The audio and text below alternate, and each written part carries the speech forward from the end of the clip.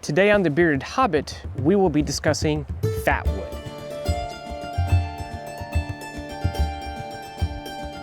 Welcome back, everyone. Today on The Bearded Hobbit, we will be discussing Fatwood.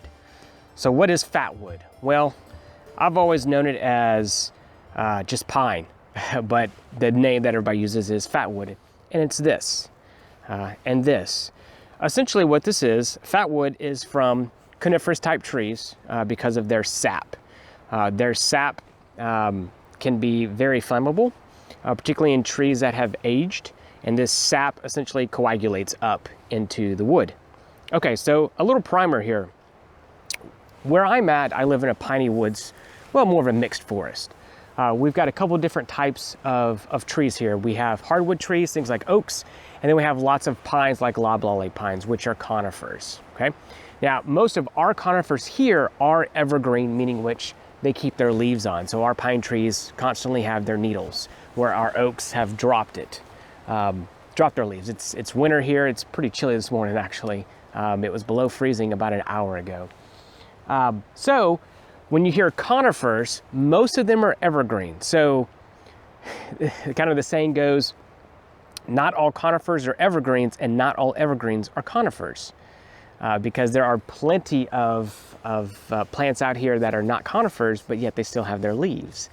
So they are evergreen. Luckily for us, a lot of these are evergreen trees. So in these loblollies, what we're gonna be looking for are pines that are old, that are dead, and we're gonna look at where this sap is located. Okay, so most oftentimes where you find this is on the outer bark, sometimes on the inner bark. It really depends on the stage the tree was in, if it was burned, if it was weathered, if it's rotting. So many factors come into play. I've found lots of different types of places that I would discover fatwood, usually near the core or where a branch and the trunk met. So as you'll see, this is one of the ones that we find is some of our nice little knots, as I call them, where these branches and trunks have met, and these are really good for fire.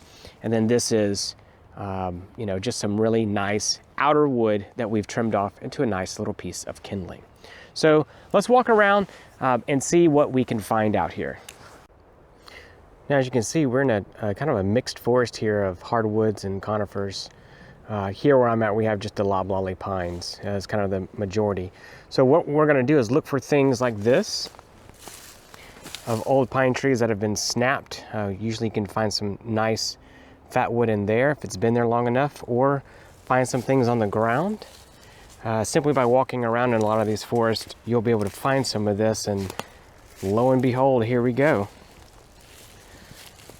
So we're gonna crack this open and see what we can find in there. And this looks to be a good piece, like a little knot, and I'll discuss this. So let me crack this open and show you what we got in there. Yeah, so this is a beautiful piece of fatwood right here. All right, one of the things to note, there we go. One of the things to note about this is this really rich red kind of orange color that you find. One of the things you can do is smell it, and you'll definitely smell that resinous scent to it. So let me bring that in a little bit closer for you to take a look at. You can see how it's very red, very orange. That's what you're looking for. This is one of my favorite pieces, because once the fire just kind of gets going, I'll kind of shave some of this off and just throw this in there. And this little knot will burn for quite some time, and it puts out a lot of heat. It also puts out a lot of soot. So if you're looking to cook right away, you may not want to throw this in there, but I usually like to get a nice roaring fire, and this is what I will use to do that.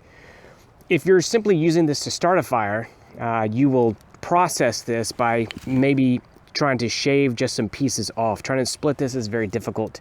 It can be very dangerous if you're trying to hold it or something. So I recommend simply just kind of shaving off some pieces and using those to get things started. So I'm going to try to look around and see if I can find another piece that maybe is a little bit easier to break down for fire starting. Okay, let's see. All right, we've got some here on the ground. I'm gonna check this again. This little area. Oh, okay, yeah, we got some right here. All right, so let me show you this real quick. I simply just hit this just a little bit and just right on the edge. This is a great piece for fire starting because it's right at the edge. It's along this grain that's already splitting. So you can easily knock off a few chunks of this stuff, which is great.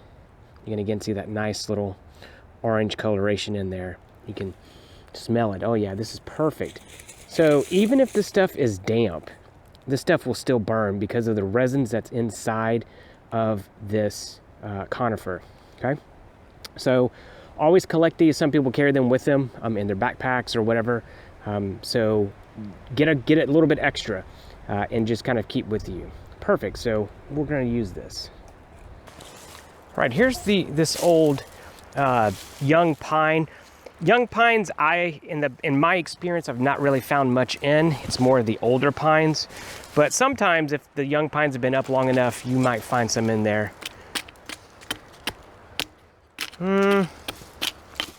That's wet. Well, there's a little bit in here. Okay, well, here I am proving myself wrong, right? So look right here, just in this little pine. This little right here. That's a great piece of this fat wood. Yes, I can still smell the resins in it. So you can shave a little bit of this off, or you can get bigger chunks of it. Like I said, even if you find this and it's a little bit rotty and it's not necessarily as hard as some of the other fat woods, it will still burn if it has that nice resinous smell to it. You may not want to use it to start your fire, but as soon as there's a flame fired up, I say go for it, toss it in there. Yeah, this is a great, oh, I found a resin packet.